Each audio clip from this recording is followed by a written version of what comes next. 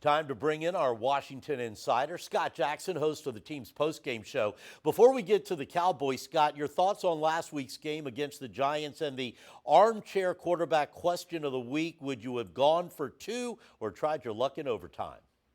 I always feel like you should only go for two when you have to. Like you need the two in order to win the game or to tie the game I should say. That's the only time I feel like you should have to do it. Or if you can do it to make it a deficit where the other team, can't come back. Okay, fine. It doesn't hurt you to miss it. But look, Ron Rivera didn't hesitate. He put the two fingers up immediately. He knew what he wanted to do. Actually, I think they had a good play on Bruce, but Antonio Gibson ran a miserable route. He had the matchup he wanted. He had a linebacker on him. Obviously, he didn't get open. Kyle Allen had to try to buy time, and on the scramble drill, nobody broke open, and it just ended in defeat, obviously, and disappointment. But all that being said, say they had kicked the extra point or at least gone for it, and Dustin Hopkins would have shanked another one. How would you have felt about that? So it's a bit of a catch-22 because Hopkins hasn't really been all that good this year. No, he hasn't. Hey, we'll chalk that up to youth again. Now, talking about luck, make that bad luck. If things couldn't get any worse, now we hear rookie Antonio Gandy Golden could be out a couple of weeks with an injury. Scott Turner's offense is dangerously thin at receiver. I guess it's next man up against Dallas, huh?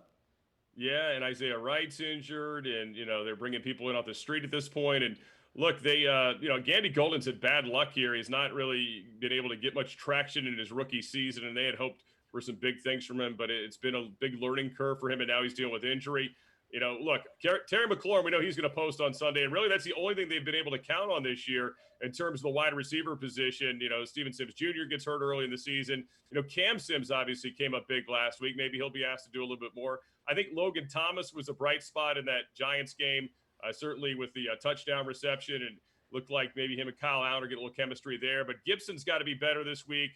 I think McKissick really probably needs more touches. McKissick's been really good out of the backfield for them.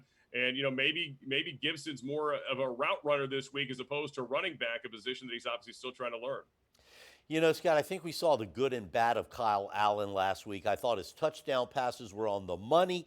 He orchestrated that great drive at the end. He had a good quarterback rating, but those turnovers, they were worth, 14 points for the Giants? I mean, your thoughts on Kyle?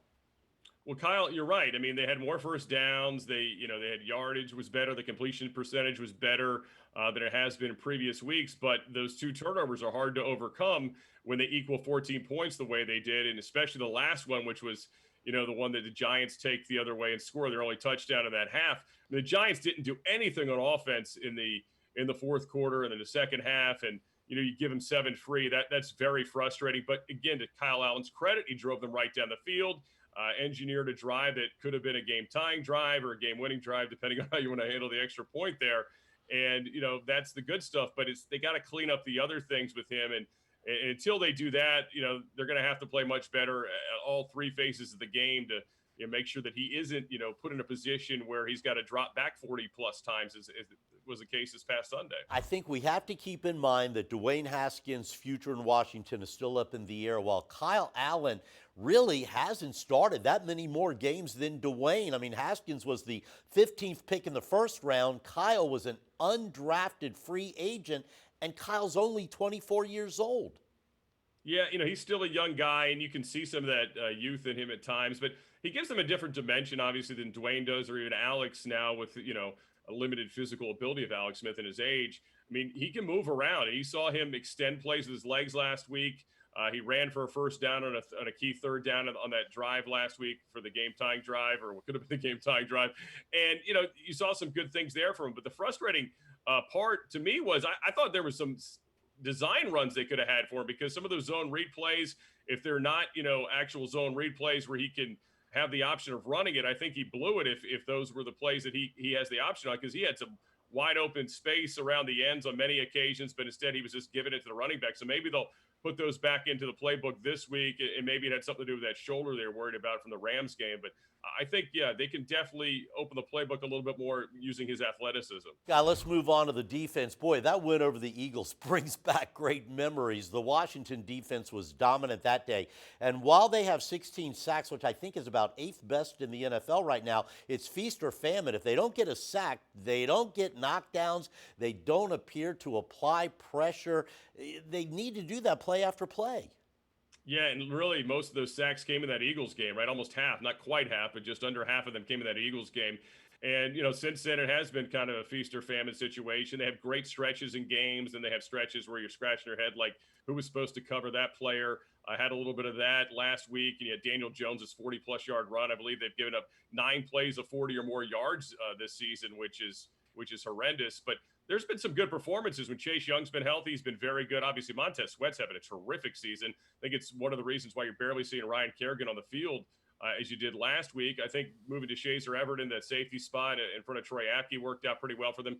Kendall Fuller has been tremendous coming back here in free agency this offseason. They still need to figure out the linebacker position. Holcomb did some good things, but, that's still been an issue for them as well. So, moving forward, Dallas, brings up some different challenges this week than the Giants did, but they still got to get better against the run. And that front four has been solid. I mean, Payne and Allen have been really good, even without Ioannidis in the mix. And I think overall you can be happy with those guys. It's really the back seven that give you issues with this football team. One thing about playing the Cowboys this week, Washington at least should have the upper hand when it comes to defense.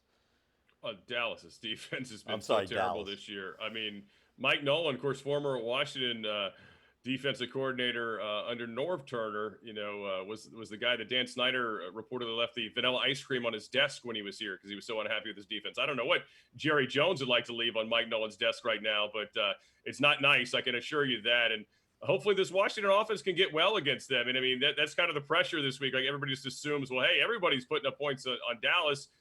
This Washington offense should be able to do that on the home field. And obviously they got to go out and execute. And as we've talked about, does not turn the football over. All right. Thanks, Scott. We'll get back to you in a minute. Bruce Rader back with Washington insider Scott Jackson. Brian picked Washington to win Sunday. What about you, Scott? Can they beat the Cowboys and end the losing streak? They're overdue, right? 5 straight losses. Had a chance last week in New York. I couldn't finish it off. I'd like to think they can. Dallas has got problems. Ezekiel Elliott's fumbling the football all of a sudden like crazy.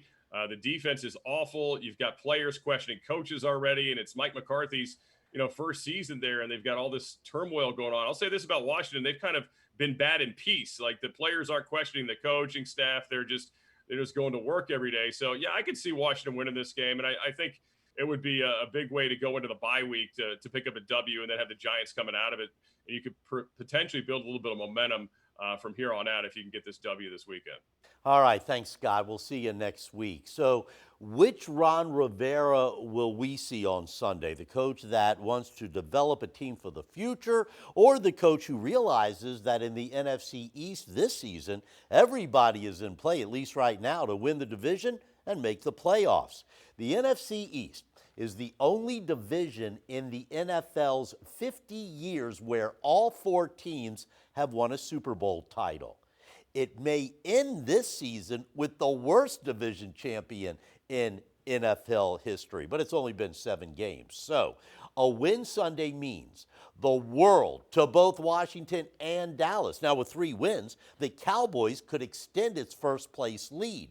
With 2 wins, Washington could be back in first place. Who says 2020 isn't the craziest year in sports history? Washington against Dallas. It's Dallas week. I know it's hard to tell. 1 o'clock on Fox. We'll see you back here next week on the Washington Huddle.